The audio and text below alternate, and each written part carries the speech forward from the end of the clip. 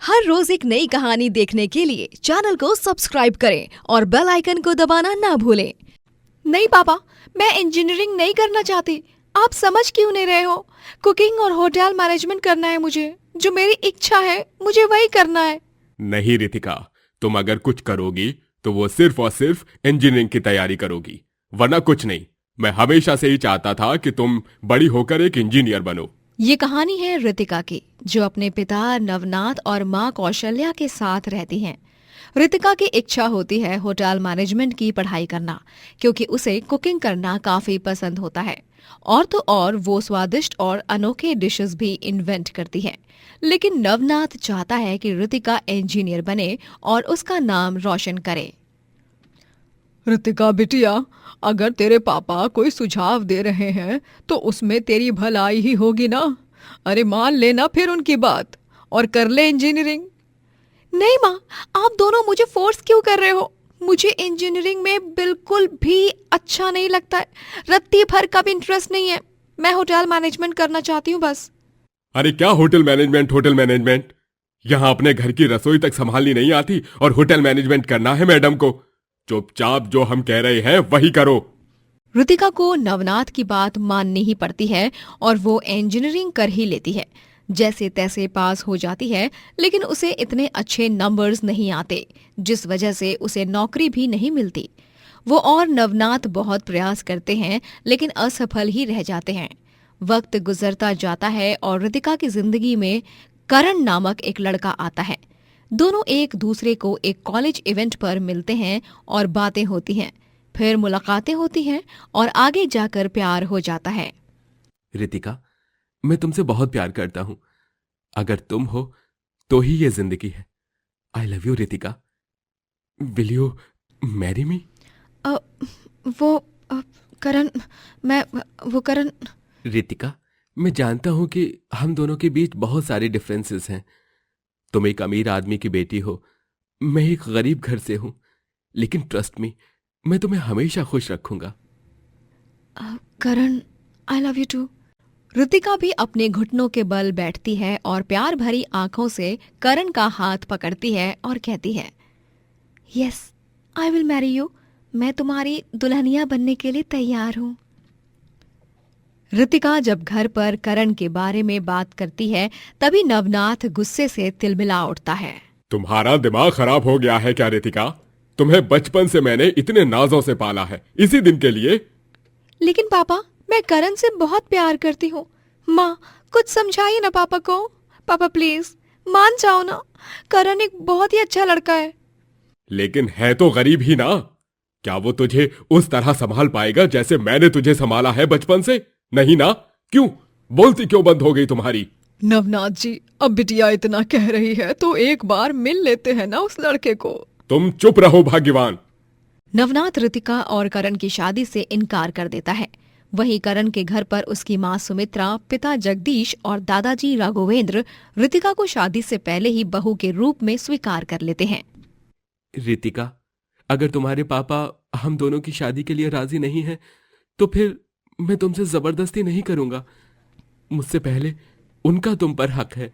हक है, लेकिन मेरा भी तो मन है, मेरे भी जज्बात हैं, मेरी भी इच्छाएं हैं।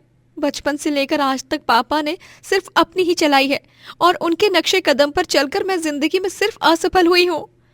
रितिका और करण बहुत चिंतित हो जाते हैं। नवनाथ रितिका के लिए एक रिश्ता ढूंढता है और वो उसकी शादी एक अमीर लड़के से पक्की करवा देता है। लेकिन इससे पहले कि नवनाथ रितिका को किसी और को सौंपे, रितिका और करण मंदिर में जाकर भगवान को साक्षी मानकर शादी करते हैं और घर जाते हैं। करण और रितिका के गले में वरमालाएं देखकर नवनाथ और कौशल्या हैरान होकर चकित रह जाते हैं। सॉरी पापा, मैंने आपकी मर्जी के खिलाफ ये सब कर लिया, आपकी बात नहीं मानी। लेकिन आपको मेरी फीलिंग्स की भी कद्र करनी होगी। मैं यहाँ आपके आशीर्वाद लेने आई हूँ। जहां से आई हो वहीं पर लौट जाओ। दफा हो जाओ, यहां से दफा हो जाओ।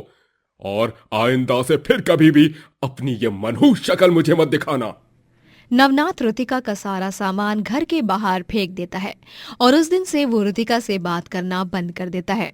जहां एक तरफ ऋतिका को अपने पिता की नफरत मिलती है, वहीं दूसरी तरफ उसके ससुराल वाले उससे बहुत प्यार करते हैं और उसके साथ बहू नहीं बल्कि एक बेटी की तरह पेश आते हैं। ऋतिका बहू, तू अकेली काम नहीं करेगी, मैं भी तेरा हाथ बटाऊंगी बहू। लेकिन माँ जी। ऋतिका बहुरिया, सुमित्रा तुम्हारी सास नहीं माँ समान है। ऋतिका को उसके ससुराल वाले जरा भी गरीबी का एहसास होने नहीं देते। ए लो बहू, ई कुछ जेवरात हैं। ई का हमने सुमित्रा बहू को भी दिया था जब वो इस घर की बहू बन के आई थी। ई हमार खानदानी जेवर हौ। पर दादाजी, इन सब की कोई जरूरत नहीं है। ये रस्म और परंपरा तो बस नाम के लिए होते हैं। नहीं ऋतिका बहू, तुम्हें फिर भी इन्हें अपनाना होगा, पापा जी का मान रखने के लिए। ऋतिका उन जेवरों को स्वीकार कर लेती है। ससुराल में भी सभी को ऋतिका के हाथ का खाना बहुत पसंद आता है और वो उंगलियां चाटते रह जाते हैं। वाह वाह बहू, सच में मान गए तुमको। क्या स्वादिष्ट खाना पकाया है। आह, वाह, मन तृप्त हो गया बेटा। हाँ बहुरिया, ऐसन लिट्टी चोखा तो तुहार स्वर्गवासी दादी ने भी कबू नहीं बनाया, ना ही हमार अम्मा ने। मैं तो खुद को बहुत भाग्यवान मानती हूँ कि मुझे एक इंजीनियर बहू मिली है जो इतना बढ़िया खाना बनाती है। थोड़े दिनों बाद अचानक से जगदीश और करण की नौकरी छूट जाती है, जिस कारण घर पर आर्थिक समस्या आ जाती है। सभी बहुत परेशान हो जाते हैं। पता नहीं अब क्या होगा। मैंने कई जगहों पर फिर से इंटरव्यू दिए हैं, लेकिन मुझे नौकरी मिली ही नहीं। अगर ऐसा ही चलता रहा तो हम सबको सड़क पर ही जाना पड़ेगा रहने। तभी ऋतिका के दिमाग में एक बेहतरीन सा सुझाव आता है और वो सभी के सामने कहती है, आइडिया, मेरे पास एक बहुत ही सॉलिड और सुपर्ब आइडिया है। मैंने सोच लिया है कि मैं अब एक ढाबा खोलने वाली हूँ। जी हाँ, एक ढाबा। आजकल के हिसाब से और जो भागदौड़ भरी जिंदगी है ना, उसमें बहुत से लोग भूखे ही रह जाते हैं। हमारे गांव में इतने ढाबे भी नहीं है, इसीलिए मैंने सोचा है कि क्यों ना एक ढाबा खोल लिया जाए।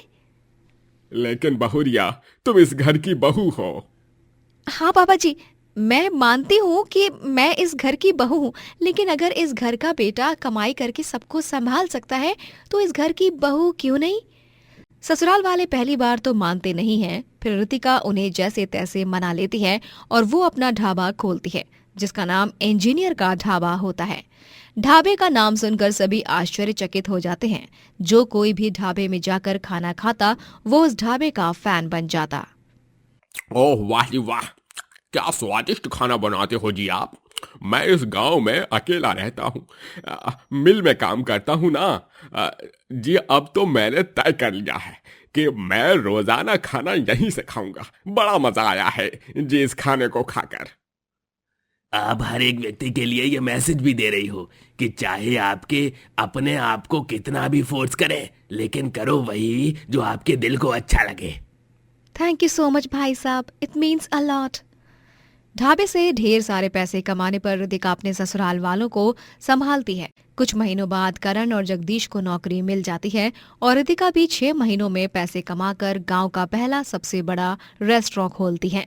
तभी सभी को उस पर काफी गर्व महसूस होता है और नवनाथ भी उससे माफी मांगने आता है। मुझे माफ कर देना बेटी, मैंने तुझे इंजीनियरिंग करने के लिए फोर्स किया, लेकिन मुझे पता नहीं था कि तू अपने कुकिंग के पैशन से इतने आगे आ जाएगी। मुझे तुम पर आज बहुत बहुत बहुत गर्व हो रहा है ऋतिका। एक पिता माफी नहीं मांगते हैं, वो तो आशीर्वाद देते हैं। इस तरह ऋतिका अपने जीवन में बहुत तरक्की करती है और अपने पापा का नाम रोशन करके ही रहती है। इस कहानी से हमें ये सीख मिलती है कि हमें उसी चीज को बढ़ावा देना चाहिए जो हमें पसंद हो, जिसमें हमारी रुचि हो। ऋषि अपनी बीवी मालिनी, माँ राजेश्वरी और पिता विजेंद्र के साथ रहा करता था। ऋषि एक बड़ी टेक्सटाइल कंपनी का मालिक था। विजेंद्र और ऋषि दोनों ही अपने कारोबार को साथ मिलकर संभाला करते, लेकिन ऋषि की बीवी मालिनी बहुत लालची थी। वो सिर्फ उसके पैसों के पीछे पागल थी और प्रॉपर्टी के लिए उससे रोज लड़ती थी। ऋषि, तुम कब तक मुझे ऐसे ही रखने वाले हो?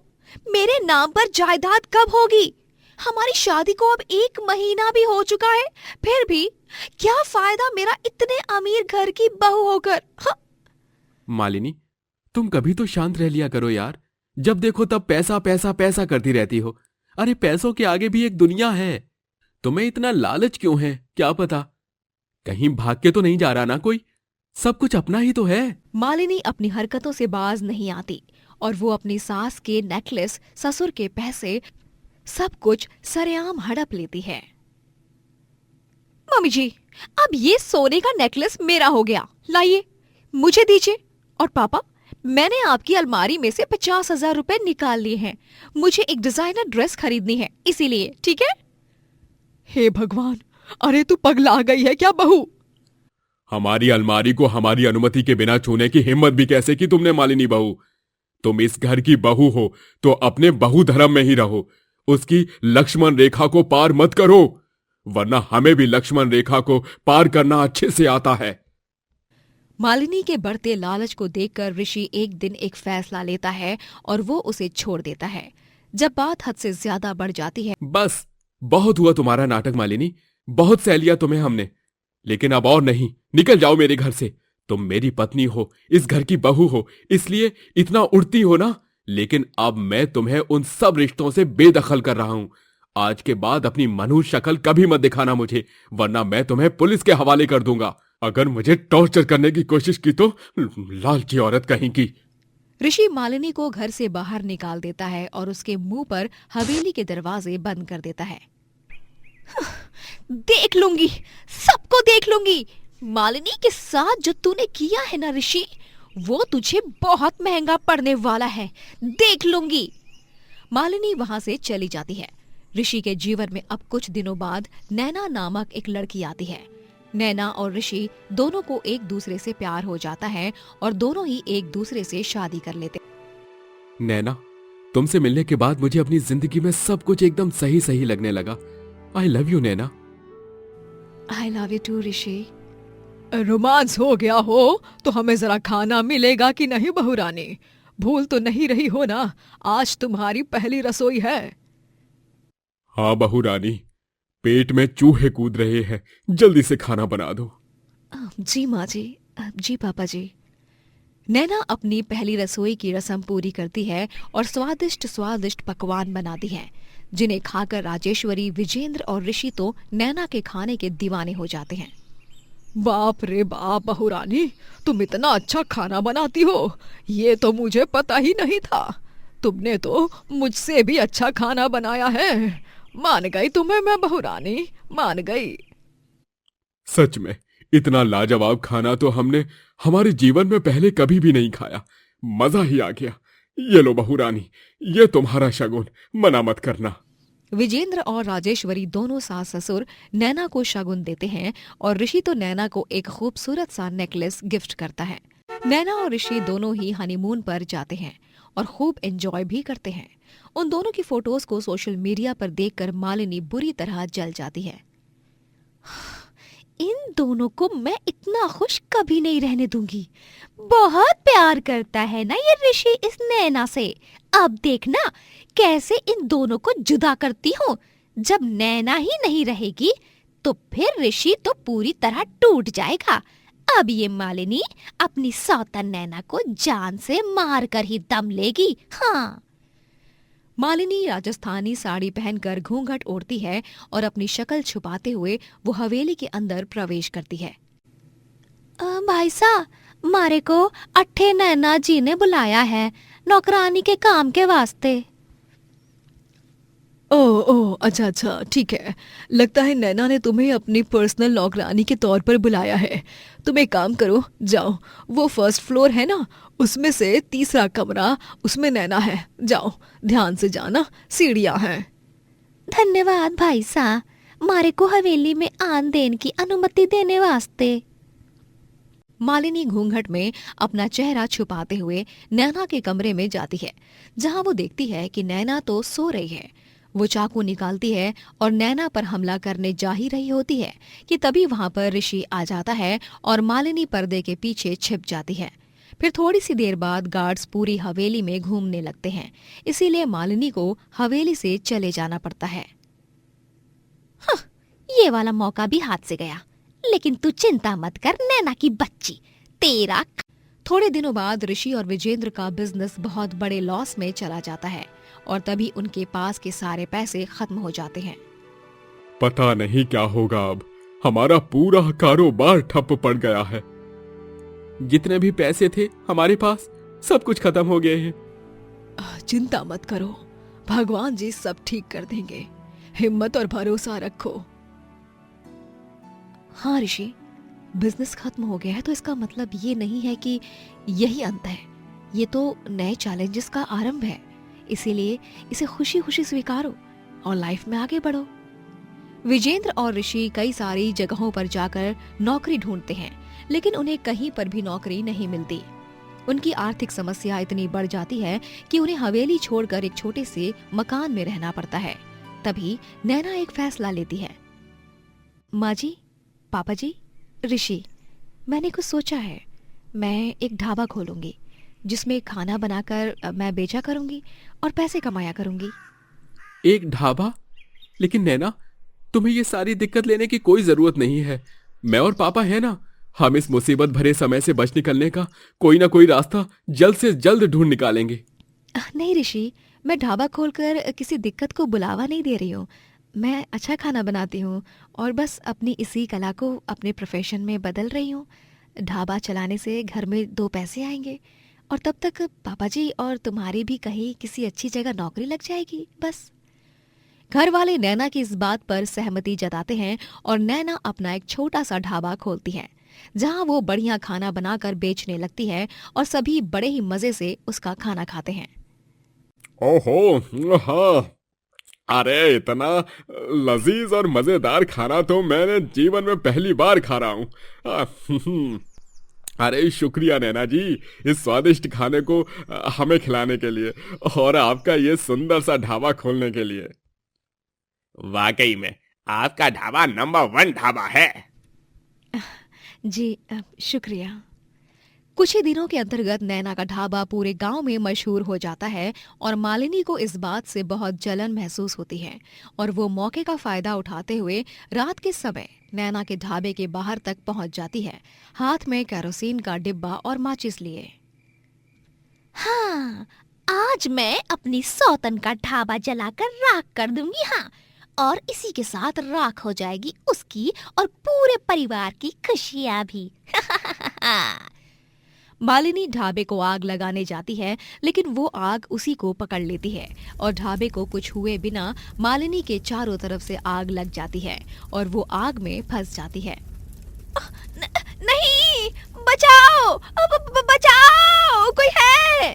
नैना फौरन मालिनी के चारों तरफ बाल्टियों से पानी फेंकती है और उसे बचा लेती है। ऋषि पुलिस को बुलाता है और मालिनी को गिरफ्तार किया जाता है। मैंने तुम लोगों के साथ बहुत बुरा किया है। मैं माफी के काबिल तो नहीं हूँ, लेकिन हो सके तो मन से मुझे माफ कर देना। शायद यही मेरे गुनाहों की सजा है। मालिनी जेल की सलाखों के पीछे कैद हो जाती है और नैना अपने ढाबे के जरिए ढेर सारी सफलता हासिल करती है। दोस्तों, अगर आपको ये कहानी पसंद आई तो लाइक करें, शेयर करें और कमेंट करके बताएं कि कहानी में आपको सबसे अच्छा क्या लगा।